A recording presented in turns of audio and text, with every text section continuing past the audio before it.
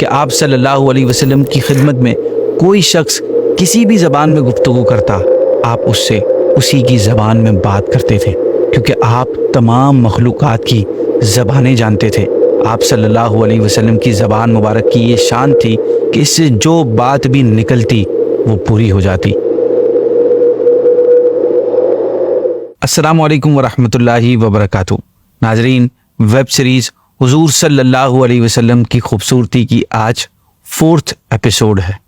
ناظرین، شعر ہے، وہ زباں جس کو سب کن کی کنجی کہیں، ان کی نافذ حکومت پہ لاکھوں سلام، ان کی باتوں کی لذت پہ بے حد درود، ان کے خطبے کی ہیبت پہ لاکھوں سلام۔ شعر سے آپ سمجھ گئے ہوں گے کہ آج ہم نبی کریم صلی اللہ علیہ وسلم کی زبان مبارک اور اس سے نکلنے والے کلام کی خوبیوں کے بارے میں سنیں گے۔ ایپیسوڈ میں جو بھی قرآنی آیات یا روایات بیان ہو رہی ہیں وہ آپ کو اس کے ریفرنسز ویڈیو کے ڈسکرپشن میں مل جائیں گے، آپ چیک کر سکتے ہیں۔ ناظرین، پیارے آقا صلی اللہ علیہ وسلم عربی زبان میں گفتگو فرماتے تھے۔ عربی لینگویج دنیا کی سب سے زیادہ گہری زبان ہے، ڈیپ ہے، اس کی بے شمار خصوصیات ہیں۔ قبیلہ قریش اور بنو سعد عربی زبان میں بلند مقام رکھتے تھے اور رسول کریم صلی اللہ علیہ وسلم کا تعلق بھی انہی سے تھا، یعنی آپ خاندان قریش سے تھے اور آپ کا بچپن قبیلہ بنو سعد میں گزرا تھا۔ آپ خود فرماتے ہیں، میں عربی میں تم سے زیادہ فصیح ہوں، یعنی تم سب سے زیادہ اچھی اور عمدہ عربی بولنے والا ہوں۔ میں قریشی ہوں اور میری رضاعت بنو سعد بن بکر میں ہوئی ہے۔ ایک موقع پر حضرت ابو بکر صدیق رضی اللہ تعالیٰ عنہ، جو کہ تاجر ہونے کی وجہ سے عرب اور عرب کے علاوہ کئی ملکوں کے سفر کر چکے تھے، آپ نے رسول کریم صلی اللہ علیہ وسلم کی بارگاہ میں عرض کیا، رسول اللہ صلی اللہ علیہ وسلم، میں بہت سے عرب کے فصحاء کو سنا ہے، یعنی اچھی اور عمدہ عربی بولنے والوں کو سنا ہے، مگر میں نے آپ سے بڑھ کر کسی کو فصیح نہیں پایا۔ آپ نے فرمایا، میرے رب نے میری تربیت فرمائی اور میری پرورش بنی سعد میں ہوئی ہے۔ ناظرین، نبی کریم صلی اللہ علیہ وسلم کی فصاحت و بلاغت میں کئی خصوصیات، کئی کوالٹیز ہیں۔ عربی زبان کی پوری ہسٹری میں کوئی ایسا شخص نہیں ہوا جو آپ سے زیادہ فصیح و بلیغ ہو۔ آپ کی احادیث میں کئی ایسے جملے موجود ہیں جن میں الفاظ کم مگر ان کے معنی، ان کے مفہوم، ان کی گہرائی بہت زیادہ ہے۔ یوں لگتا ہے کہ جیسے کوزے میں دریا بند ہے۔ گفتگو ایسی صاف کہ کسی قسم کا کوئی ابہام، ایمبیگیوٹی نہیں ہے، اور سب سے بڑھ کر یہ کہ سننے والے کے دل میں کوئی سوال باقی نہیں رہتا اور وہ آپ کے جواب سے مکمل سیٹسفائیڈ ہو جاتا ہے، مطمئن ہو جاتا ہے۔ امام احمد رضا خان، جو بڑے ہی پیارے شاعر ہیں، پیارے آقا کے کلام مبارک کی معجزانہ شان کو اپنی شاعری میں یوں بیان کرتے ہیں کہ تیرے آگے یوں ہیں دبے لچے فصحاء عرب کے بڑے بڑے، کوئی جانے منہ میں زبان نہیں بلکہ جس منہ میں جان نہیں۔ آپ کہتے ہیں کہ بڑے بڑے عربی زبان جاننے والے فصیح و بلیغ، جن پر خطابت اور شاعری بھی ناز کرتی ہے، جب وہ میرے آقا کی بارگاہ میں حاضر ہوتے ہیں تو ان کی زبانیں بند ہو جاتی ہیں اور ایسا لگتا ہے کہ ان کے منہ میں زبان نہیں ہے، بلکہ یوں لگتا ہے کہ جسم میں جان ہی نہیں ہے۔ ایک مرتبہ حضرت عمر بن خطاب نے عرض کی، یا رسول اللہ، نہ تو آپ کہیں باہر تشریف لے گئے اور نہ ہی آپ لوگوں میں اٹھے بیٹھے، پھر آپ اپنی زبان میں ایسے فصاحت کہاں سے لائے ہیں؟ تو آپ نے ارشاد فرمایا، حضرت اسماعیل علیہ الصلوۃ والسلام کی لغت اور اصطلاح یعنی زبان جو فنا ہو چکی تھی، اسے حضرت جبریل علیہ الصلوۃ والسلام میرے پاس لے کر آئے، جس سے میں نے یاد کر لیا۔ آپ نے یہ بھی ارشاد فرمایا، میرے رب نے مجھے ادب سکھایا تو میرے ادب کو بہت اچھا کر دیا۔ ناظرین، وہ علم جو زبان اور اس کی فصاحت و بلاغت سے تعلق رکھتا ہے، اسے ادب کہتے ہیں۔ یہ رسول اللہ صلی اللہ علیہ وسلم کی زبان مبارک کے کلام ہی کی شان ہے کہ 1400 سال سے علماء، فقہا، محدثین اور شرح لکھنے والے آپ کے کلام، آپ کی احادیث کی ڈیفینیشنز لکھتے ہی آ رہے ہیں، اس پہ کامنٹریز لکھتے ہی آ رہے ہیں۔ آپ کی زبان مبارک سے نکلے ہوئے وہ جملے جن میں الفاظ کم ہوتے ہیں اور معنی اور مفہوم زیادہ ہوتے ہیں، ان میں میننگ زیادہ ہوتے ہیں، ان کو جوامع الکلم کہا جاتا ہے۔ یہ جوامع الکلم آپ صلی اللہ علیہ وسلم کی عظمت بتاتے ہیں اور یہ آپ کی خصوصیات میں سے ہیں جو آپ کے علاوہ دیگر انبیاء کو عطا نہیں ہوئی، جیسا کہ آپ کا فرمان ہے کہ مجھے جوامع الکلم عطا کیے گئے۔ میں آپ کے سامنے نبی پاک صلی اللہ علیہ وسلم کی چند احادیث کریمہ رکھتا ہوں، ان کی مثالیں رکھتا ہوں جنہیں علماء کرام نے جوامع الکلم میں شمار کیا ہے۔ چنانچہ ایک موقع پر ایک شخص نے آپ سے عرض کیا، رسول اللہ صلی اللہ علیہ وسلم مجھے کوئی وصیت فرمائیے۔ تو آپ نے فرمایا، لا تغضب، غصہ مت کر۔ اس کا کہنا ہے کہ جب رسول اللہ صلی اللہ علیہ وسلم نے یہ فرمایا تو میں نے وہیں غور و فکر کیا اور میں اس رزلٹ پر پہنچا کہ غصہ ہر برائی کو جمع کر دیتا ہے، یعنی غصہ برائیوں کا مجموعہ ہے۔ ایک اور موقع پر آپ نے فرمایا، من لا یرحم لا یرحم، جو مخلوق پر رحم نہیں کرتا اس پر رحم نہیں کیا جائے گا۔ حکمرانوں، نگرانوں، ذمہ داروں کے لیے صرف 4 کلمات میں آپ نے ایسی گہری نصیحت ارشاد فرمائی کہ اگر حکمران، نگران طبقہ اس پر عمل کر لے تو ملک و قوم کے کئی مسائل سولو ہو جائیں۔ آپ نے ارشاد فرمایا، سید القومی خادمہم، یعنی قوم کا سردار قوم کا خادم ہوتا ہے۔ ایک موقع پر زندگی کے ہر شعبے سے تعلق رکھنے والے کے لیے ایک زبردست نصیحت ارشاد فرمائی شارٹ سینٹنس میں، چاہے اس کا تعلق سوسائٹی سے ہو، پرسنل لائف سے ہو، پروفیشنل لائف سے ہو، گورنمنٹ سے ہو، سب کے لیے ایک ایڈوائس صرف 5 ورڈز میں فرمایا، یعنی نہ نقصان دو نہ نقصان اٹھاؤ۔ دنیا و آخرت میں سلامتی اور عافیت حاصل کرنے کے لیے ایک زبردست فارمولا صرف 2 ورڈز میں بتایا، اسلم تسلم، اسلام قبول کر لو سلامت رہو گے۔ ناظرین، آپ صلی اللہ علیہ وسلم کی مبارک آواز بھی بہت دلکش اور پیاری تھی۔ آپ کا لہجہ مبارک سارے انسانوں سے بڑھ کر حسین اور دلکش تھا۔ جو شخص ایک دفعہ آپ کی آواز سن لیتا ساری زندگی خواہش کرتا کہ کاش میرے کان میں پھر سے وہ حسین آواز سنائی دے۔ اس سے بڑھ کر کسی کی آواز کا حسن کیا ہو سکتا ہے کہ دشمن بھی اسے سن کر لذت پاتا ہو۔ صحابہ کرام جہاں آپ کی ہر ادا سے محبت کرنے والے تھے، وہاں آپ کی آواز کے بھی بڑے دیوانے تھے۔ حضرت قتادہ فرماتے ہیں کہ اللہ پاک نے نبی کریم صلی اللہ علیہ وسلم کو حسین چہرے اور حسین آواز دے کر بھیجا ہے۔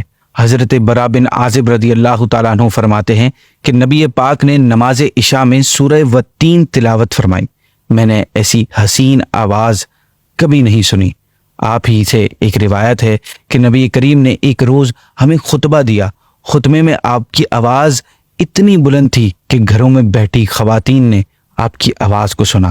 حضرت ام ہانی رضی اللہ تعالی عنہا فرماتی ہیں کہ جب آپ صلی اللہ علیہ وسلم خطبہ ارشاد فرماتے تو آپ کا لہجہ روبدار ہو جاتا اور آپ کی آواز بلند ہو جاتی، گویا آپ کسی لشکر کو ڈرا رہے ہوں کہ تم پر اب حملہ ہونے والا ہے۔ امام احمد رضا خان نبی کریم کے خطبے کے اس انداز کی طرف اشارہ کرتے ہوئے اپنا مشہور صلاۃ والسلام میں فرماتے ہیں کہ ان کی باتوں کی لذت پہ بے حد درود، ان کے خطبے کی ہیبت پہ لاکھوں سلام۔ حضرت جبیر بن مطعم رضی اللہ تعالیٰ عنہ کا ارشاد ہے کہ آقا کریم نہایت محصور کن لہجے میں گفتگو فرماتے تھے، یعنی زبردست اثر ڈالنے والا لہجے میں۔ حضرت ام معبد فرماتی ہیں کہ آپ کی آواز گونجدار یعنی ریزونیٹ کرتی تھی۔ انداز گفتگو کے بارے میں حضرت عائشہ صدیقہ رضی اللہ تعالیٰ عنہ فرماتی ہیں کہ نبی کریم تمہاری طرح تیز گفتگو نہیں فرماتے تھے، بلکہ واضح اور ٹھہر ٹھہر کر گفتگو فرماتے تھے کہ سننے والا اسے بآسانی یاد کر لیتا۔ امام احمد رضا خان اپنی مشہور صلاۃ و سلام مصطفیٰ جان رحمت پہ لاکھوں سلام کے ایک شعر میں فرماتے ہیں کہ ان کی پیاری فصاحت پہ بے حد درود، ان کی دلکش بلاغت پہ لاکھوں سلام۔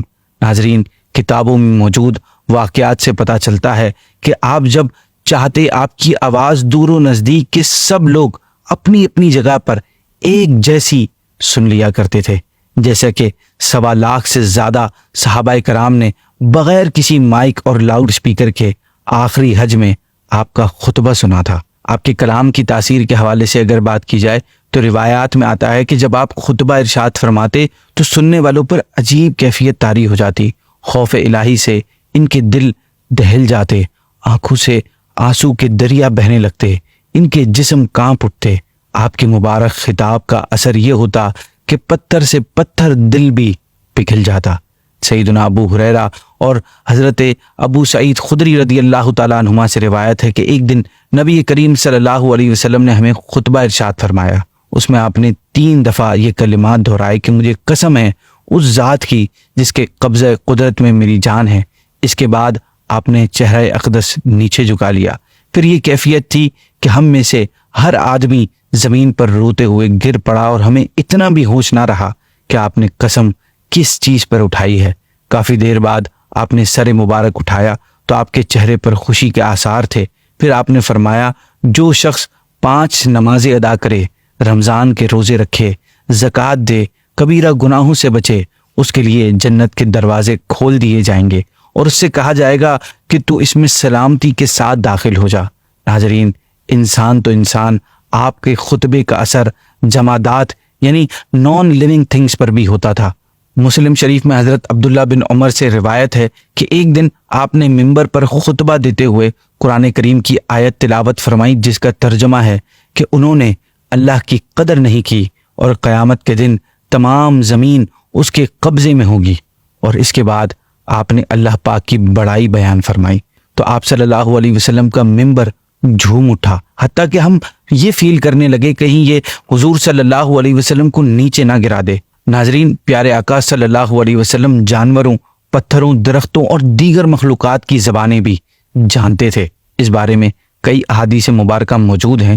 علماء کرام فرماتے ہیں کہ آپ صلی اللہ علیہ وسلم کی خدمت میں کوئی شخص کسی بھی زبان میں گفتگو کرتا، آپ اس سے اسی کی زبان میں بات کرتے تھے، کیونکہ آپ تمام مخلوقات کی زبانیں جانتے تھے. آپ صلی اللہ علیہ وسلم کی زبان مبارک کی یہ شان تھی کہ اس سے جو بات بھی نکلتی وہ پوری ہو جاتی. ایک بار ایک شخص نے تکبر کی وجہ سے الٹے ہاتھ سے کھایا. آپ نے منع فرمایا، پر وہ بولا میں سیدھے ہاتھ سے کھانے کی طاقت نہیں رکھتا. آپ صلی اللہ علیہ وسلم نے فرمایا اب کبھی طاقت نہیں رکھے گا. چنانچہ پھر وہ اپنا سیدھا ہاتھ کبھی بھی منہ تک نہ اٹھا سکا. ایک مرتبہ دشمن رسول حکم بن ابی العاص نے آپ کو ستانے کے لیے منہ بگاڑا. آپ نے فرمایا کن کذالک، ایسا ہی ہو جا. پھر مرتے دم تک اس کا چہرہ بگڑا ہی رہا. حضرت ابو ہریرہ رضی اللہ تعالیٰ عنہ روایت فرماتے ہیں کہ حضور صلی اللہ علیہ وسلم نے ہمیں خطبہ دیا اور فرمایا اے لوگو، تم پر حج فرض کر دیا گیا ہے، بس حج کرو. ایک شخص نے عرض کی یا رسول اللہ صلی اللہ علیہ وسلم کیا ہر سال حج فرض ہے؟ آپ صلی اللہ علیہ وسلم خاموش رہے، یہاں تک کہ 3 مرتبہ اس نے یہی عرض کی. اس کے بعد آپ نے فرمایا اگر میں ہاں کہہ دیتا تو ہر سال حج فرض ہو جاتا اور پھر تم اس کی طاقت نہ رکھتے. پھر فرمایا میری اتنی ہی بات پر اتفاق کیا کرو جس پر میں تمہیں چھوڑوں، اس لیے کہ تم سے پہلے لوگ زیادہ سوال کرنے اور اپنے انبیاء سے اختلاف کرنے کی بنا پر ہی ہلاک ہوئے تھے. لہٰذا جب بھی میں تمہیں کسی چیز کا حکم دوں تو اپنی طاقت کے مطابق اسے بجا لایا کرو، یعنی وہ کر لیا کرو، اور جب کسی چیز سے منع کروں تو اسے چھوڑ دیا کرو. امام احمد رضا خان پیارے آقا کی اس شان کی طرف اشارہ کرتے ہوئے فرماتے ہیں کہ وہ زباں جس کو سب کن کی کنجی کہیں، ان کی نافذ حکومت پہ لاکھوں سلام. آپ فرماتے ہیں کہ پیارے آقا کی زبان مبارک تقدیر الہی کی چابی ہے. اس زبان مبارک کی پورے جہاں بلکہ دونوں جہاں پر جاری اور ساری حکومت پر لاکھوں سلام ہوں. اس شعر پر ناظرین آج کے ایپیسوڈ کو اینڈ کرتے ہیں. کل انشاءاللہ حضور صلی اللہ علیہ وسلم کے منہ مبارک اور دندان مبارک پر انشاءاللہ بات کریں گے. آپ کو اگر ایپیسوڈ ہماری اچھی لگ رہی ہوں تو ہمیں کمنٹس میں اپنا فیڈ بیک بھی دے سکتے ہیں اور ہماری ویڈیوز کو اپنے دوستوں اور احباب کے ساتھ شیئر کیجیے. جزاک اللہ.